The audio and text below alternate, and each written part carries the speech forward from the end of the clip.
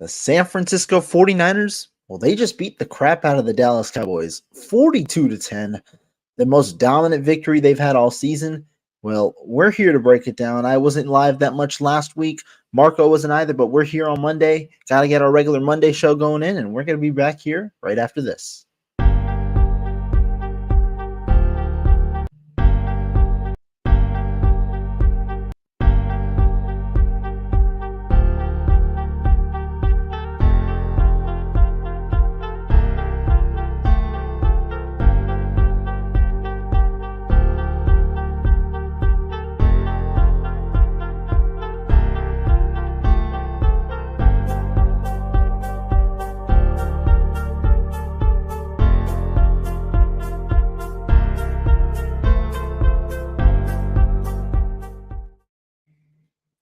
What's going on, everybody? Welcome back to the program. I'm your host, Rohan Chakravarthi. I've got my host over there, Mr. Marco Martinez. How you doing, my man? Hey, how's it going, brother? It's been a long time since we recorded. Yeah, been about probably a little over a week now since we've recorded, but hey, that just means it's going to be an even more fun show when we talk through it because, we just added fuel to the fire. The San Francisco 49ers just defeated the Dallas Cowboys 42-10 at Levi's Stadium, a pretty dominant victory for the 49ers in a game where, many weren't anticipating what was going to go on. Was it going to be a high-scoring game, a low-scoring game? The number one defense coming into Levi's Stadium. Obviously, the rivalry that has ensued over the last, decades and decades. And the 49ers, well, like I said at the intro, beat the crap out of the Dallas Cowboys 42-10. What do you think of the game, Marco? Man, anytime you can beat the crap out of the Dallas Cowboys, man, it's a fun time. I don't care what happens anytime you win, but when you win in that kind of fashion, you slap them around and you make them your son. That's pretty phenomenal. And if you're on the Clutch Gene Sports Channel, you get to see the nice little Dak Prescott on Brock Purdy's shoulders, like that's his kid. Essentially, that's what the 49ers did. They made Brock Purdy son the shit out of Dak Prescott and the Dallas Cowboys. The defense was phenomenal. Man, there's so much to talk about, especially when you beat a team 42-10 when they're supposed to be the best defense in the NFL. Oh, bullshit. Miss me with all that bullshit. Dallas Cowboys are trash. Get the fuck out of here. They're trash. Absolutely dog shit. When you get run out the stadium 42-10 and your fans are talking like you're the best team in the NFL after you just lost to the Arizona Cardinals and you're like, oh, that was 1 week. What happens when we see you guys? Bro, the last three times we saw y'all, we sent y'all home 2 times in the playoffs. Just whipped your ass. Like, how do y'all feel? I've seen so many videos of y'all throwing away Dak Prescott's jersey. That's how bad we whipped y'all ass. I'm sorry. Well, that was definitely animated. The best video I saw that night, I was just randomly scrolling through Twitter, middle of the game. Eric Crocker had it with the Dallas Cowboys fans, and he wasn't wrong. Calling them sorry and things like that. The Dallas Cowboys, though, they came into this game 3-1. Obviously, the loss against the Arizona Cardinals, 3 wins against all right opponents. I believe the New York Giants, the New York Jets, and then I forget what their third win was. But overall, not I think it was the Patriots. So not that great of a schedule. That's why this was the biggest test for the 49ers on their schedule. And the 49ers, they came into this week, they understood what was being said. The narratives, obviously America's team versus the 49ers, one of the biggest fan bases in the NFL, and they made haste to the 49ers. Let's go through it. Let's start off, obviously, with the most important player of it all, Brock Purdy. What did you take away from the quarterback's performance, who was slowly, getting up there on people's boards? The agenda, the agenda is being pushed, but rightfully so. Yeah, rightfully so, man. And I was one of the ones who I wanted to wait before I crowned Brock Purdy. I wanted to sit back and watch him play. Because if you look back at what we saw last year, we saw 5 games, 2 in the playoffs, and then he got hurt. I didn't want to do the same thing I did with Jimmy Garoppolo in the sense of saw 5 games, was like, he's phenomenal. You know what I mean? Like, as soon as I saw that, I saw Jimmy Garoppolo winning. It was the first time we got to see a quarterback winning in a long time for the 49ers franchise. But after 5 games of watching Brock Purdy run the Kyle Shanahan offense, it's fair to say Brock Purdy is growing on me. Brock Purdy is pushing, and I see people putting him top 5, top 10 category. I still think that's pushing it. Um, I want Brock to continue his underdog mentality because when that kid plays and trying to prove people wrong, he's proven us wrong. Whether you're a believer or you're a doubter, whatever you wanted to hold off on an opinion like myself, but Brock is playing really damn good football, and it goes beyond the Kyle Shanahan system. Throws that are being made that Matt Ryan was making in the Kyle Shanahan system, and that's why Matt Ryan and Kyle Shanahan were a great duo in Atlanta. But you're looking at Brock Purdy. Some of the great throws that I've seen, layered throws. What I've been wanting to see, layered throws over linebackers, out routes to Brandon Ayuk, Debo Samuel on the money, where one of them was called back because of a holding on Spencer Burford, but it was on the damn money to Brandon Ayuk. Brandon Ayuk had caught the ball with 3 yards of separation, but it was on the money so much where Brandon Ayuk caught it, turned up field, and picked up 20 yards. Another throw to Debo Samuel over the middle, layered, cover 2, dropped it in a bucket. Man, to be honest, that was probably the best performance I've ever seen Brock Purdy play. And the reason is he was layering throws over linebackers, throwing the deep ball. Like what he did, to be honest, it's incredible to see. The 49ers offense is incredible right now. And it goes beyond Kyle Shanahan's scheme or anything like that, or the playmakers around it. When you have a quarterback who knows what he wants to do, and the biggest thing with Brock Purdy, that when I mentioned I have him in the top 15 area, 12 to 15, depending on where you rank him. You can rank him in the top 5, top 10. That's cool. I understand the argument. But what I'm liking about Brock Purdy is he understands he has limitations, right? He understands he's not gonna beat you with his arm strength, and he knows, you know what? I'm gonna beat you by throwing with super anticipation. I'm gonna beat you with my IQ. And to be honest, that was on full display against the Dallas Cowboys. I thought that was a phenomenal performance. And also I thought the Dallas Cowboys were stupid to go man all game. When you go man all game with Brandon Ayuk, Debo Samuel, and George Kittle, like, you got to be out of your damn mind. So a little bit of both. Dallas Cowboys are trash. The coaches are trash. And Brock Purdy just, honestly, he low-key diced them up. Hey, you said it. I mean, Brock Purdy diced him up. And you're right. And I like the way you phrase it at the end. This is something I've been pushing for a while. Brock Purdy understands his limitations, and that's honestly his greatest strength because he's able to now make these layered throws. He's able to find ways to push the ball downfield, hit all elements of the field because he now knows how to make those throws with a good understanding of his limitations. So it was a good performance from Brock Purdy, and you called it the best, and that's astounding because he just had a 20 of 21 performance against the Arizona Cardinals, missing just one ball all the entirety of that game.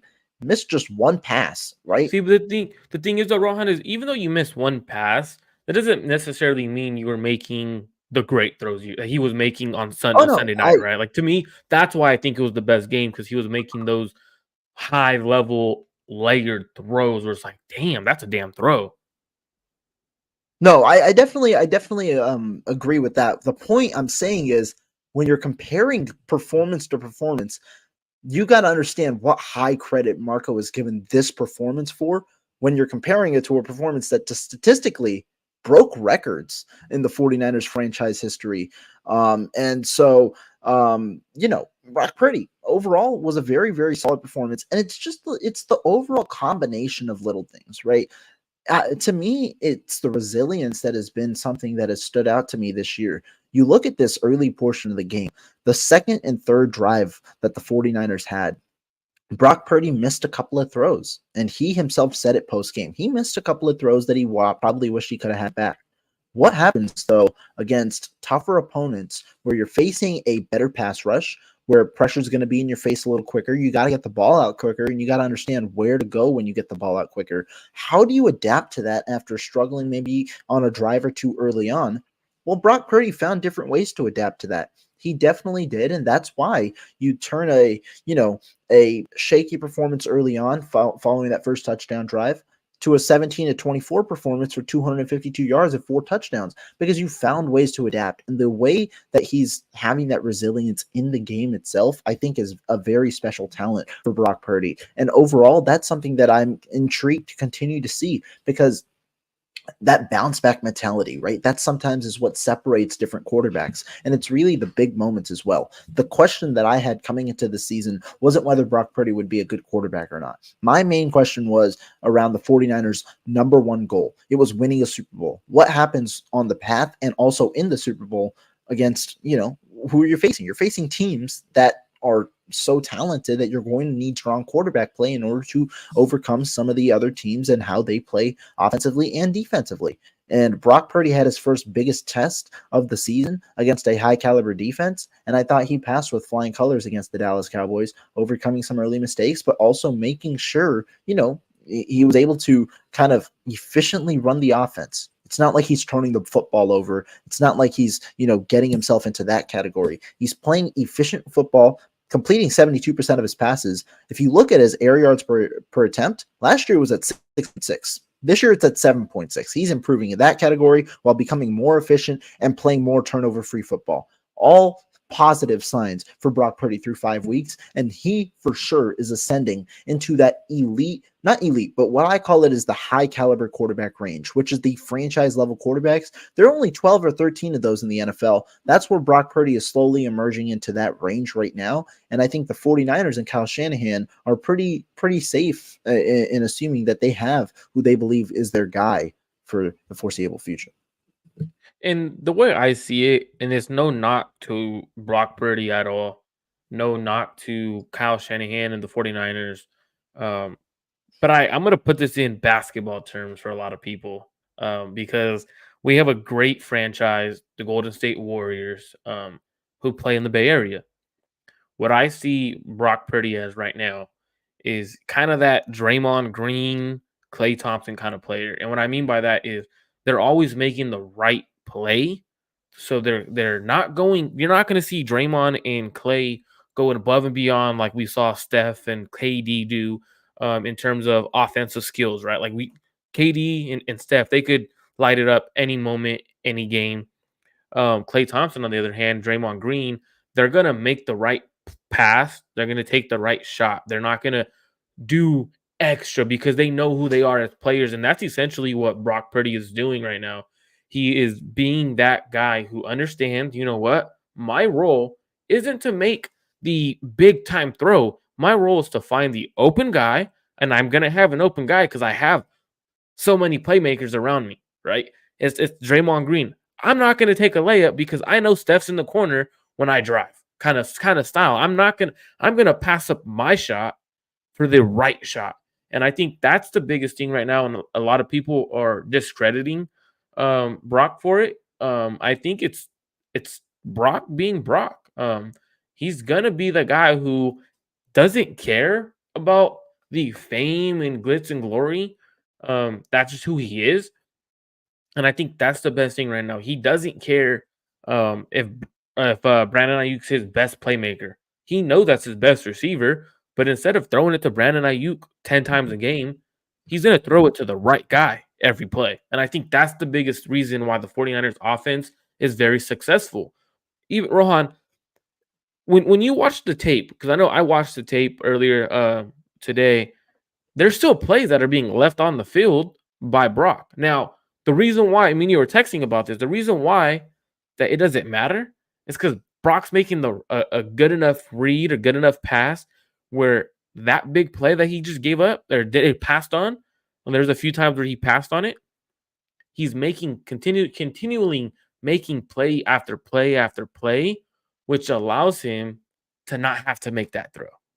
Like if realistically, it's like for example, Draymond, right? And the reason why I'm comparing it is because I feel like Draymond and Klay are those kind of guys where they're gonna make the right play rather than be flashy, because they could be flashy if they wanted to. For example, instead of Draymond taking a wide ass open three, right? He understands if I dribble instead of screen, I'm gonna get Steph Curry, the greatest shooter of all time, wide ass open. That's the same thing I see Brock Purdy doing right now. Instead of launching a deep pass, there's one where he had George Kittle running wide open based off of the the coverage, I thought Kittle was going to be open, was wide ass open running down the left side of the field. Why instead of taking that shot, he dumps it off. I believe he got a first down pick up to Brandon Ayuk, I believe. So for me, I'm looking at it like, okay, Brock understands if I miss that, now our offense is behind the chains. Let me take what I could do and I'll continue hitting that and we'll score a touchdown either way.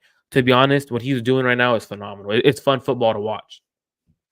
There was a quote from Brock Purdy that really, really, appealed to me the other day. And you talk about how Brock Purdy, he doesn't care about the certain statistics and things like that. It's instead making the right play. And I attribute that to ego. That's the one thing where Brock Purdy differentiates himself. And maybe that's also where young quarterbacks thrive a little more when they're still having that prove it mentality. It's that their ego isn't as high. And you can clearly see that from Brock Purdy.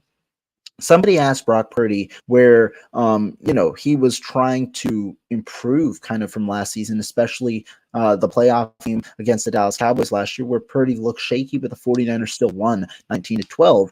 He said, I want to be better. Watching the film from last year, I want to be better. And that's really every game.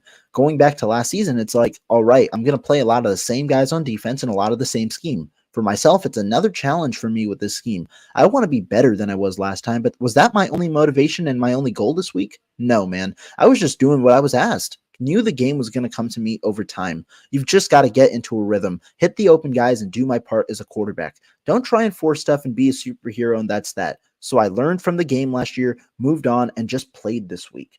It's the game coming to a young quarterback like Brock Purdy that is allowing for this excellence that kind of we're seeing on a week-to-week basis, and really the like I said, the ascendance into this higher upper echelon quarterback caliber range. To me, that's the difference where you're seeing a young quarterback understand has the maturity to understand what his role is on his team and be able to effectively and efficiently execute that role on a week-by-week basis. That allows this offense to thrive. And when Marco talks about some of those missed shots, yeah, every team is going to have missed shots. And Brock Purdy himself said, there are a couple of opportunities that I wish I had back. But if you're able to consistently execute the way Brock Purdy has, it's okay to miss those shots once in a while because you understand you have the confidence that you're going to hit the shot the next time it comes along, or you're going to hit a different play that still presents a positive opportunity for the 49ers and allows them to go down the field. So, the Brock train, it's climbing. It's climbing for sure.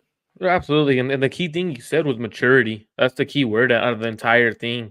Maturity. When you have shout out to Rick Diaz, appreciate you, my man. I see you in the Appreciate chat. you. Just saw Really that. Yeah. appreciate you. But the key word is maturity, man. When you look at everything and you see the maturity of Brock Purdy and what he's doing, he understands that he has a great team around him. He understands that. And he understands that if he allows the game to come to him, he's only going to get better. A lot of times you see young quarterbacks come into the NFL and they're pressing. They're pressing so hard. I want to be great. I got to do this. I got to do this, this, and this. Not Brock. Brock's on the end of it's cool. I know who I am. I understand. I have a great playmaking system around me. Relax, control, take what the defense gives me. And that is the difference between Brock Purdy as a young quarterback and other young quarterbacks right now. For example, CJ Stroud, right? A young rookie quarterback. He's not pressing. He's taking what the defense gives him, playing phenomenal football too. But the thing is with those two young quarterbacks, it's the maturity. It's the understanding of the offense is going to give you the answers to the test. Just find the right answer. And then that's all they do.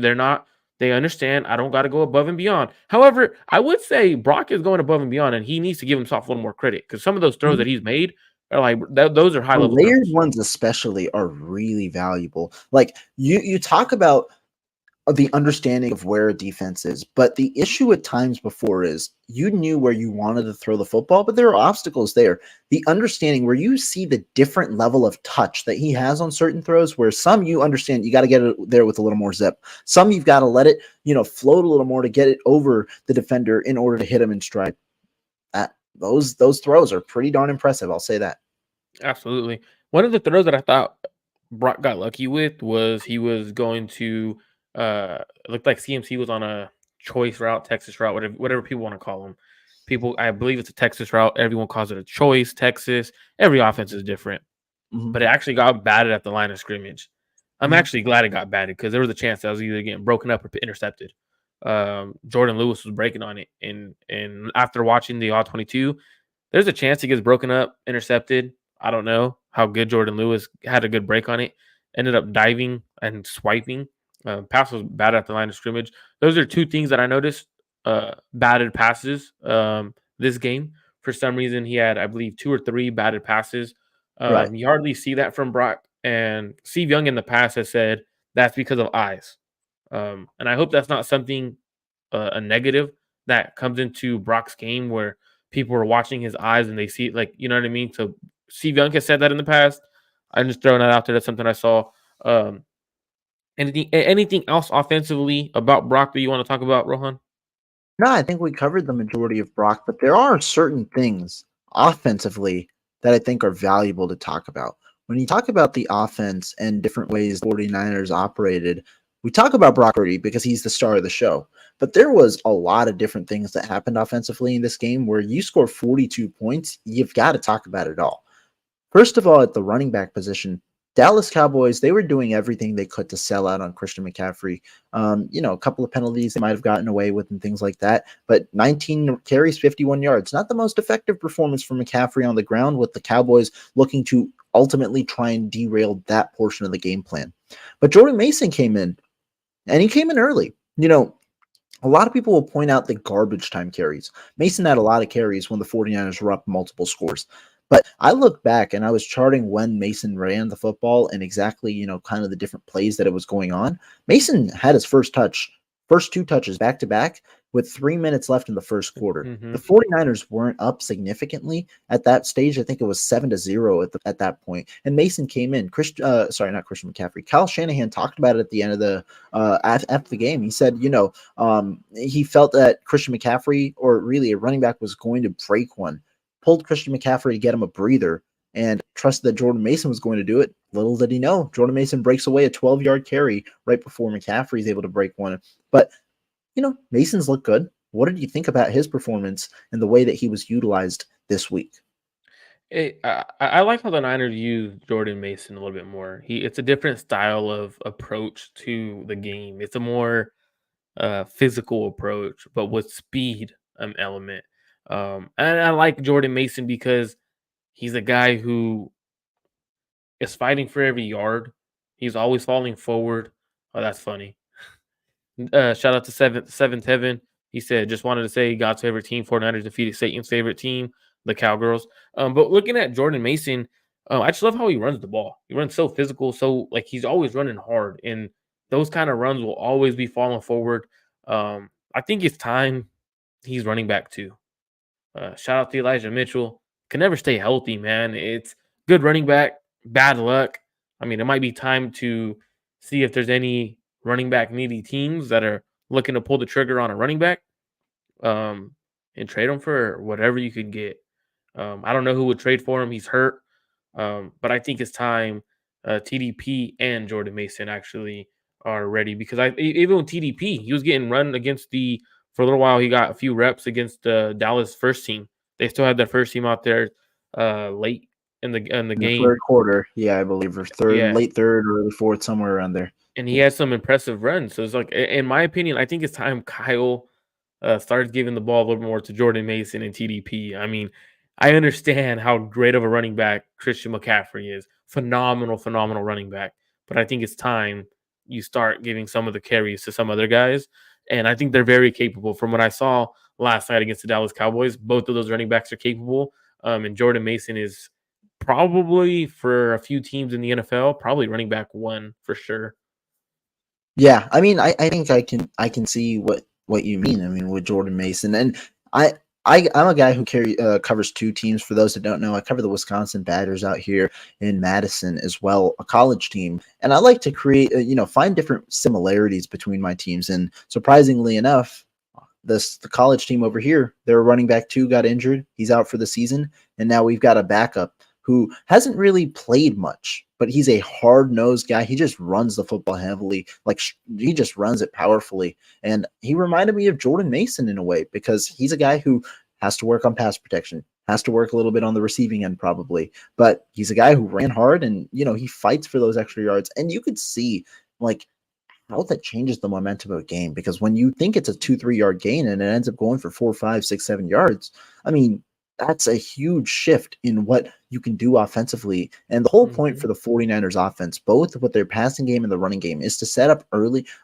set up easier late down situations, third, fourth downs, set up easier situations to where you have different opportunities to run different parts of your game plan, rather than setting up third long, fourth and long, like their defense tries to accomplish. And I think Jordan Mason, when you talk about him, that's what he allows you to do.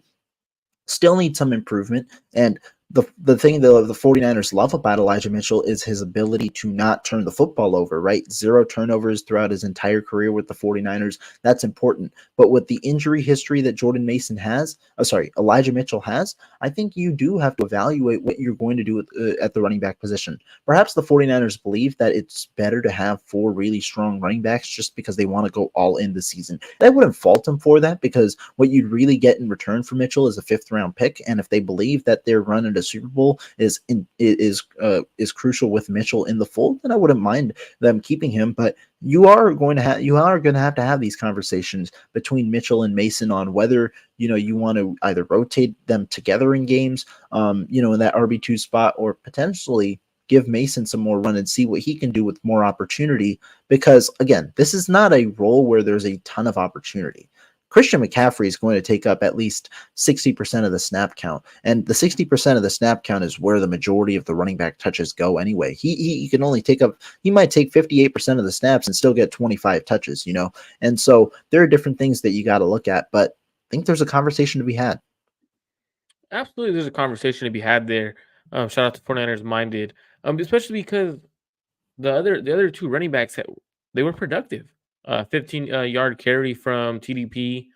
Was averaging. I know he was averaging only 3.5, but at that point, a little bit of those carries were with the second team, and so you don't really get to see what he was. But I thought it was nice to finally see Jordan Mason break one for a touchdown. Finally, he gets a chance against a good defense too. It's not like it was against a bad defense. It was getting carries early on. I think it was nice to see what Jordan Mason did. But we got to talk about the trifecta from George Kittle. One of my favorite plays. George Kittle they'd run, I believe it was toss 18, flea flicker is what toss 18, Kyle Shanahan said. flicker. Toss 18, flea flicker. At first they asked Kyle, what was the play call? He was like, flea flicker. And then he goes like, to be exact, toss 18, flea flicker. That was cool to see. And the reason why I thought it was a cool play call at the time is 49ers were, I believe it was 28-10. We had just gotten an interception. Kyle goes for the jugular. He goes for the knockout punch. Did not care. Might have been 21-10. Could have sworn it was 28-10 already by that point. And goes for the haymaker. Hits him with a flea flicker. Kittle's wide open. George Kittle, though, what I thought was most interesting was the Dallas Cowboys.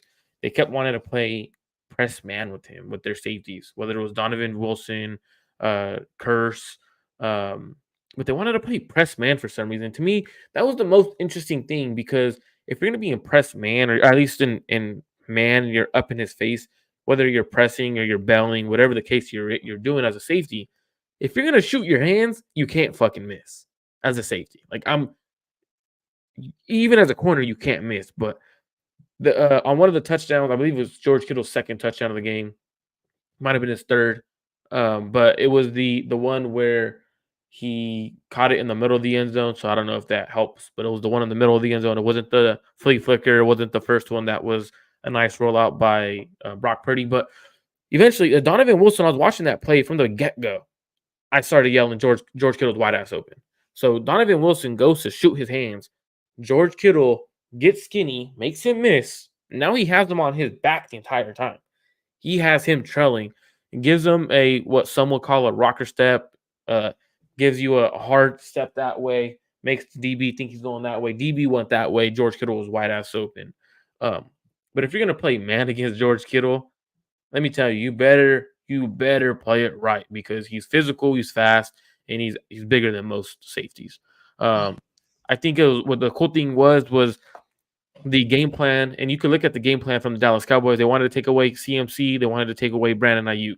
They did both of that, Right. but then they left George Kittle wide ass open every other play. Can't do that. Thought they were going to try and bracket George Kittle. That was something I've seen in the past, where you try and neutralize them. Figure out different ways to make it hard, be it a combination of linebackers and safeties, or even try and do one-on-one with Jaron Curse. Try to play him a lot more against Donovan Wilson. Obviously, didn't work to the Cowboys' effect, but really, I think this is more so not a Cowboys issue, but really an NFL-wide issue. And this is something that the 49ers are now showing, that they've shown a lot in years past, but now with the really, truly effective quarterback play, you're seeing the true utilization of all of their weapons. Brandon Ayuk was neutralized and still had 58 yards on 4 catches. That's still a pretty darn good game for Brandon Ayuk, but that was a main effect. That was a main thing for the Dallas Cowboys, using Stephon Gilmore over there to try and lock him up in man coverage one-on-one, or try and at least eliminate that option. Deebo Samuel still had a couple of catches, but George Kittle had 3 touchdowns. I mean, it looks like you're accounting for all the players, and you leave one open. It's something like that. And I think the 49ers right now, their offense is rolling because they have such high caliber options all across the board, which is matched with good quarterback play and an effective run game. You've got all 3 dominoes that arguably, good quarterback play, arguably top 10, good running back play, arguably the best in the league, and then good receiver play or good skill position player play, which is arguably top 5 in the league. You've got weapons all across the board, and in an NFL where the offense is starting to dominate more and more, it's hard to see where the ceiling is for the 49ers with the way that they've played against all sorts of opponents. Yeah, like you said, like you could plan to take away one player on the Niners, and Brock Purdy. And if the cool thing is Brock Purdy's like, all right, you're gonna take away those guys all night. This guy's gonna have a big game. Or even if honestly, it feels like Kyle too at one point. He's like, touchdown for you. Touchdown for you. Hey, Juwan Jennings, you want a catch? You want the ball? Hey, they gave one to Juice, bro. They gave Yeah, they gave Juice a big catch. He got to the one, and then they gave him the tutty. So like I think that's hella cool. Is like you're starting to see like even Kyle with the play calls, Kyle's is looking like, hey Jennings, you know what? You've been blocking really damn good. Here's a catch for you. Juice, you didn't get in. Video game.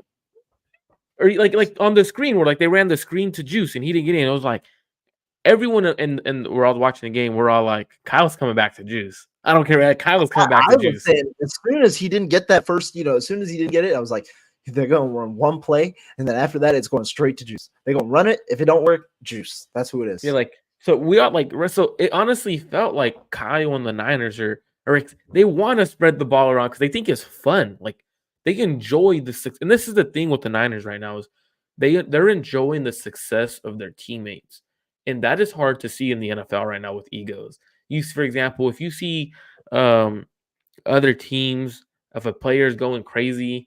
For example, I'll throw it out there. AJ Brown, Philadelphia Eagles, right? A couple of weeks ago, their offense was doing good. They were scoring points.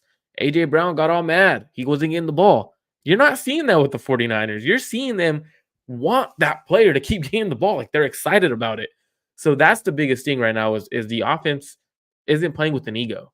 They're playing to win damn games. And that's the best thing you could possibly do defensively, Rohan. Talk to me about the defense. Boy, oh boy. Talk to me about this defense, Rohan. I'll let you go first on the defense.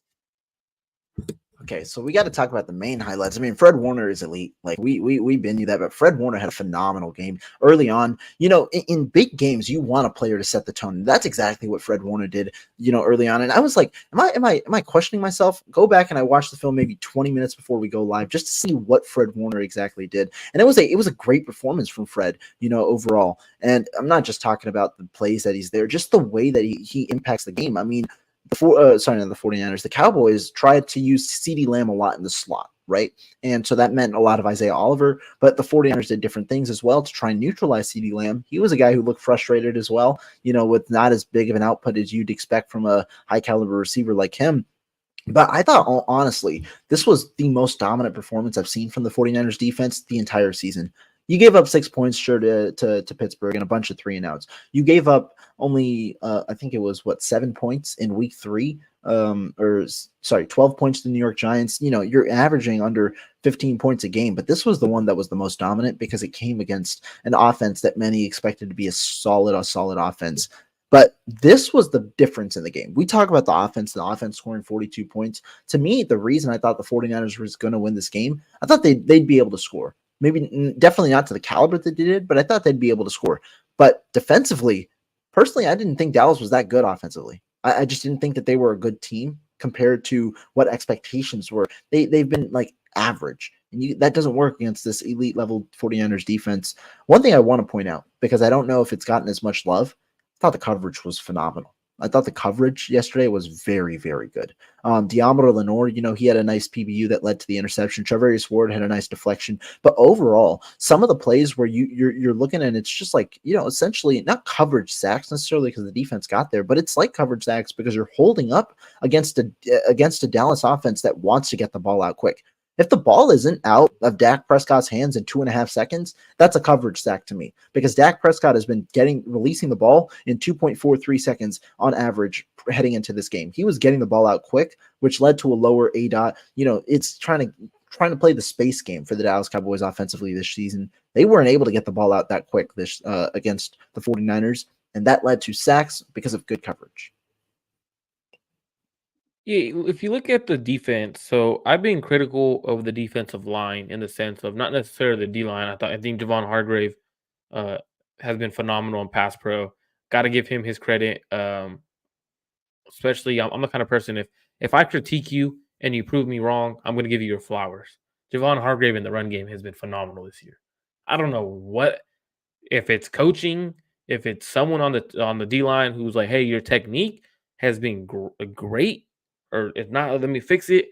I don't know, but he's been phenomenal in the run game, and it's made it hard for teams to run against the Niners because last year you could run against the Niners a little bit if you run inside, depending on if Rick Armstead was in there or not. But there was some ability to run against us every once in a while, and right now you can't. And when you can't do that, you become one dimensional. I believe we're the number 2 ranked team, only giving up about 60 yards per game. Rushing, that's phenomenal. And when you do that, you make teams one-dimensional. You know what they're doing. Now you can get after the quarterback. So for me, I'm looking at everything, and what I'm really excited about is the little things. The way Steve Wilks outcoached Mike McCarthy. Not even like there was a good point where a lot of the fans were like, "Oh, Steve Wilks is an issue." It's not. No. I never thought to me that was crazy. Like I never thought Steve Wilks was an issue at all. Now there were some tendencies where like, okay, if you keep doing that, you might get us in trouble. For example, playing a lot of man in certain situations while you're blitzing, especially with what we have in the slot corner as a slot corner, Isaiah Oliver, Ambry Thomas when they're in. I don't want to see blitzes really. For example, on the touchdown to Turpin, I thought that was just a great play call versus a blitz. That was a good play call, man. Like realistically, and that wasn't really on Oliver, in my opinion. I think that was more so just a great play call versus a great play call. You got Turpin on a fly motion. Isaiah Oliver has to run across the formation, and from the slot fade, he gets you with that kind of speed. It's hard to do that when you blitz, you can't miss. And Dak Prescott hit a nice throw, but Steve Wilks, besides that, he's been pretty damn good. My favorite play of the game was when the 49ers made the Dallas Cowboys tap out. And that was when Tony Pollard fumbled. Yeah. And what I noticed is they just got the fumble. Their team was excited. They like, okay, we might be able to compete. Looked like, okay. Here comes the defensive player of the year, Fred Warner. Punches the ball out. Right? They put the camera on the entire team of the Dallas Cowboys, including some of their star players. Michael Parsons, Mike McCarthy, Dak Prescott, Lawrence, and you could see all of their faces were like, "Fuck!" Like if they were to say one word, it would be "fuck." And the reason is they had the face of it's going to be a long damn night. They were in for and they knew it That moment that Fred Warner punched the ball out, the ball goes their way on Christian McCaffrey running over Donovan Wilson. It hands up fumbling, goes their way. Something goes their way for once against the Niners. Boom, right away. Punched him in the mouth. Fred Warner didn't allow nothing to happen. Set the damn tone. So that was when the 49ers tapped out. Or the tapped out the Dallas Cowboys where they officially threw in the white flag. That's what I saw. The best play of the game, defensively or offensively, for the 49ers. Fred Warner undercuts the mesh point of CeeDee Lamb. They're running as 3rd and 4. They're running across 2 crossing routes to run a mesh. Fred Warner undercuts CeeDee Lamb. As he does that, he doesn't just undercut him. He's running alongside, taking away the throwing lane of CeeDee Lamb. He's staying under him. Realizes Dak has nowhere to go, knowing 1-2 seconds, my guy's going to make up that and he's going to be back. Boom. Sure enough, gets a sack. Like, to me, that was incredible. That was probably, to me, that was the play of the game. Now, Rick Diaz, I do see you in the chat. I will be watching the the Vegas Green Bay game after this. Want to see how bad Jimmy plays against a Packers team. Now, he's used to beating the Packers, but I don't think they're going to win tonight. I think the Packers will win this game. I got 50,000 on Jimmy, bro. 50,000 on Jimmy. Yeah. Damn, bro. Bro, you're about to go broke. You're about to go broke. I got it. I mean, I can't not bet on Jimmy. You know, Jimmy. I can't not bet on. Jimmy is the reason why the 49ers were good at one point. Oh wait, sorry. Let me clarify. It was Jimmy Garoppolo over 0.5 passing interceptions. Sorry, not like Jimmy. Yeah. That's a good one. That's a good one to have. I can see that one over. You're gonna win, bro. You got it. Hold on. Who's that linebacker for the Packers? Because I'll tell you exactly who's gonna get an interception tonight. Quay Walker. Yeah, Quay Walker's getting an interception. That's who it is. Where's number 7, huh? Yeah, he does. Yeah, must think it's a safety, but is going to throw it right to his chest. We'll see. We'll see how it goes. But Marco, I mean, this was a fun one. Early week show, we wanted to definitely get our thoughts out here. Talk about the offense, share some love to certain players, Brock Purdy's ascension, talk about the defense as well. But we got Thursday Night Football, and we'll be back this week with some other fun shows and talking about a couple of other things this week. We got a couple of fun things, and then we got the Cleveland Browns in week 6. Any last thoughts before we head on out of here? I will be on, I don't know how to say her last name. Ashley Ariana. Ashley Ariana shows. Yeah. I'll be on Ashley Ariana's show Wednesday, 4:30. Me and Rohan will probably go live again throughout the week. Friday, I likely will be on with Jay Hart. Make sure you guys subscribe to Clutch Gene Sports. Appreciate everyone for tuning in. Appreciate you, Rohan, for jumping on and hosting this one today. 49ers dog walk the damn Dallas Cowboys. If you're going to come step in, if you're a Dallas Cowboy fan, send this to a Dallas Cowboy fan, all right? You're going to send this from here, you're going to take this piece, send it to a Dallas Cowboy fan. If you're going to come step in, make sure you step right. Y'all some trash-ass bums. Dallas Cowboys, Dak Prescott's a bum. Micah Parsons ain't really that good of a defensive player. You got shut out. He's Mr. Irrelevant, in my opinion. CeeDee Lamb is a glorified slot receiver. He ain't a good receiver. He's a glorified slot. Oh no. No. Who else should I talk about on that team? Tony Pollard. Y'all thought Tony Pollard was better than Christian McCaffrey. Y'all some dumb. That's some dumbass.